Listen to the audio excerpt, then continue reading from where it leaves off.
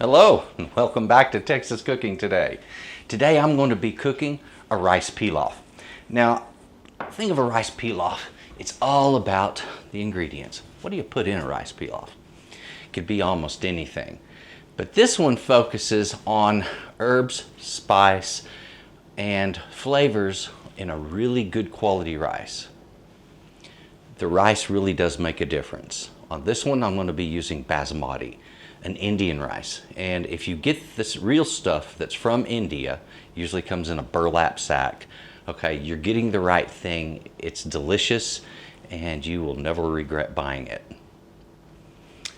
When it comes to the rice pilaf though, it's all about the flavors, right? It's about what you're putting with that rice. So I've got some really good tasting stuff here. Let's take a look at it and I'll show you a neat way of doing a rice pilaf. Come on over. I'm starting with basmati rice. You notice it looks a lot like white rice, but not quite as white as white rice, and certainly not as brown rice. Basmati is sort of its own unique, beautiful thing. It doesn't stick together, it falls apart loose, and it is a wonderful rice to use. We're also going to be using beef broth, some olive oil, onion powder, garlic powder, oregano. This is some ground mustard and a little bit of salt. Not everything you see there, of course. And we're going to make a beautiful rice dish with these simple ingredients. Now all we have to do is get it in a pan, mix it together, and bring it up in heat. And as soon as it's cooked, it's done. But remember, there are certain things you have to remember about rice. Don't overspice it, and always keep a 2-to-1 ratio on fluid to rice. 2 parts fluid, 1 part rice, always, no matter how much you're doing. Your rice will come out good that way, and you will be thankful that you did it that way because it just works. The other thing is always keep your pan covered, folks. This recipe is as easy as combine everything in one pot. Okay, your olive oil, rice, the beef broth, and all of your seasonings all at once. Mix them together. I like to use a whisk when I do this. Makes it very simple. And then simply bring this to a boil. Once it starts to boil, reduce the temperature to a low. Cover this. Don't touch it, don't stir it, don't mess with it, don't look at it, and don't check it. When you see the steam slowing down on it, then open the lid, pull back a little bit of the rice with a fork, just enough so you can just see the bottom. If there's no standing water in the bottom, your rice is finished. If there's a little standing water left, you need to cover it and let it finish. You should see some little dimples on top of the rice, and a lot of the seasoning will surface as well. Don't let that bother you. Once you stir it, it'll be just fine. Okay folks, it's boiling. All I have to do is reduce this to a very, very low heat and cover it. Give it about 12 to 15 minutes. When the steaming slows, check and make sure there's no water in the bottom. And if there isn't, it's ready to stir and serve, okay? That rice is not hard to do. As you can see, I've opened up a spot in the middle of the rice. There's no water left. So I'm going to drop the heat from that burner. This is finished. All I have to do is give it a stir and it's ready to serve.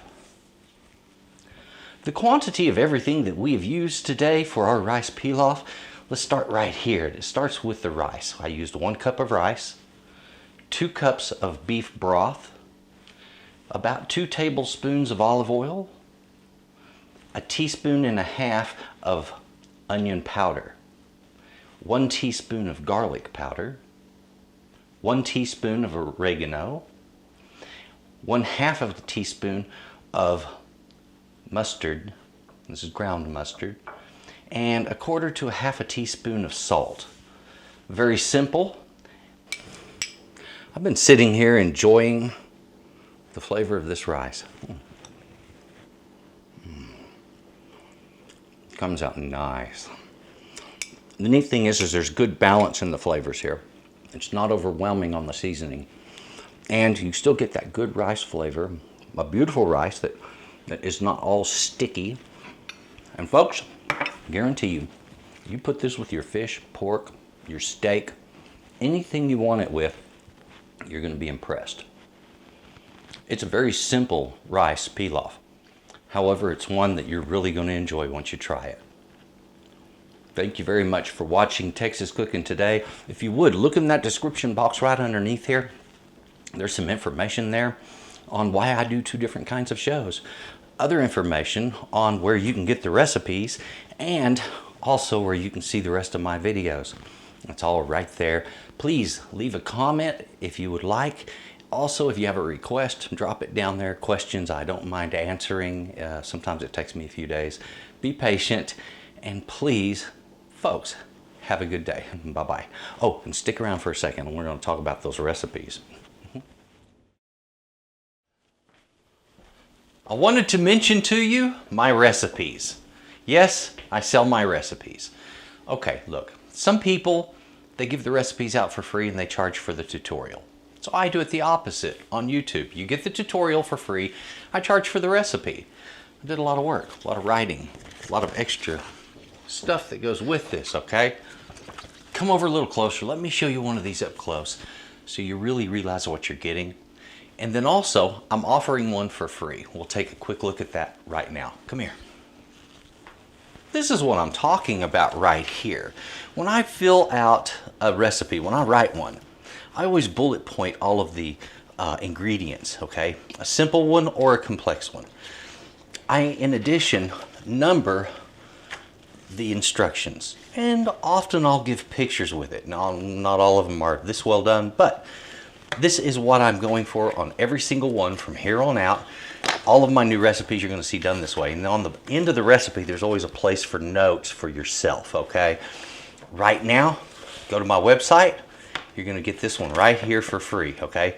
Cinnamon rolls. Enjoy that cinnamon rolls recipe and take a look at the others I have. They're really worth your time.